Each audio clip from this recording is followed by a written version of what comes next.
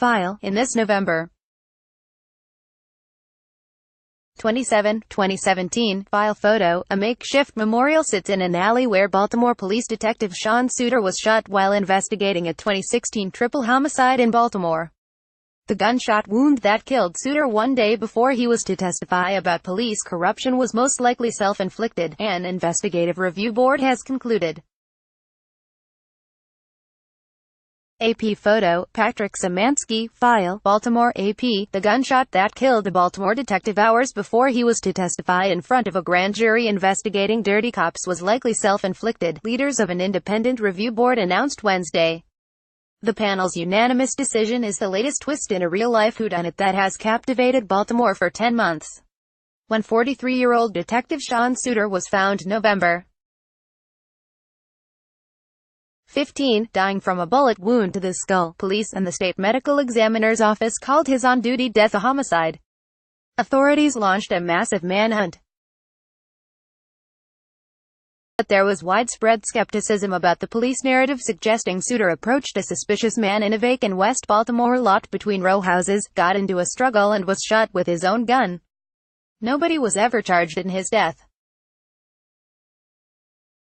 In their 207-page final report, the 7-member review board says the evidence they've reviewed simply does not support anyone other than Detective Suter himself firing the fatal shot.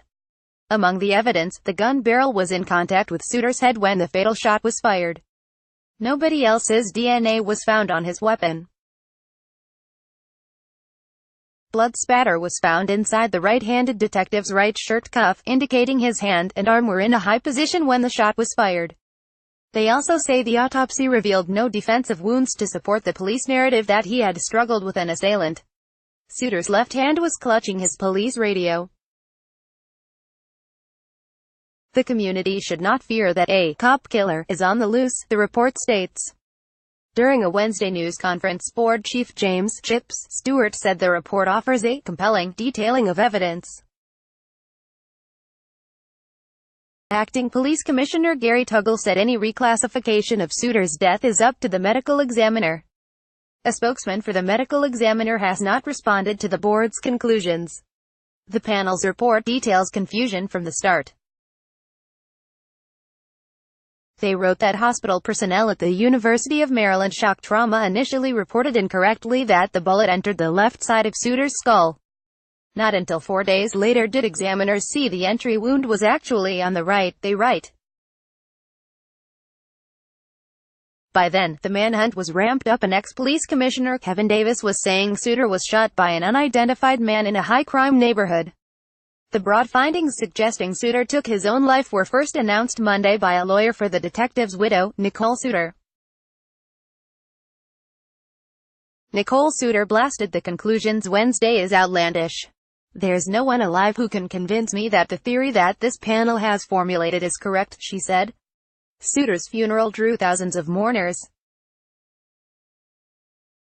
Baltimore Mayor Catherine Pugh said his unsolved killing leaves a stain on our city, while Gov. Larry Hogan said the detective lived and died a hero. When asked Wednesday if she felt she'd been misled, Pugh told reporters, "According to this report, we've all been misled." New allegations began surfacing months ago about Suter's past, raising doubts about his integrity. During a federal racketeering trial for 2 detectives who belonged to a wildly corrupt Baltimore police unit called the Gun Trace Task Force, one indicted officer, Momodu Gondo, alleged he started stealing money with Suter and other sworn officers about a decade ago. The disgraced ex-detective's testimony earlier this year wasn't the first suggestion Suter was once involved in shady dealings. Attorney Stephen Silverman represented a man whose federal drug conviction was vacated in December after he spent years in prison based on corrupt police work. Silverman alleged Suter was among a group of officers dressed in black, wearing face masks and showing no visible badges during the lead-up to the April 2010 incident that led to his client's prosecution. Former Police Commissioner Darrell D'Souza created the review panel, saying a fresh perspective was needed as the force grappled with the fallout from a federal probe into the gun unit.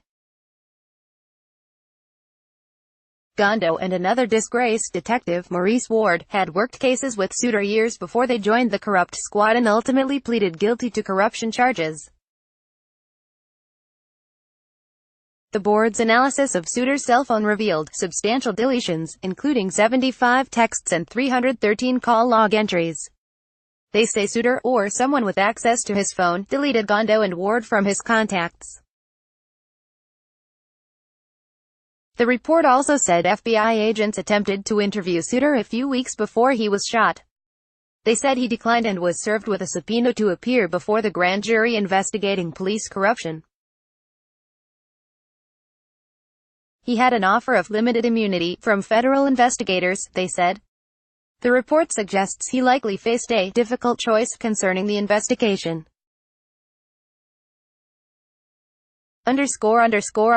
This story has been corrected to that Detective Sean Suter died hours before he was supposed to testify, not the day before.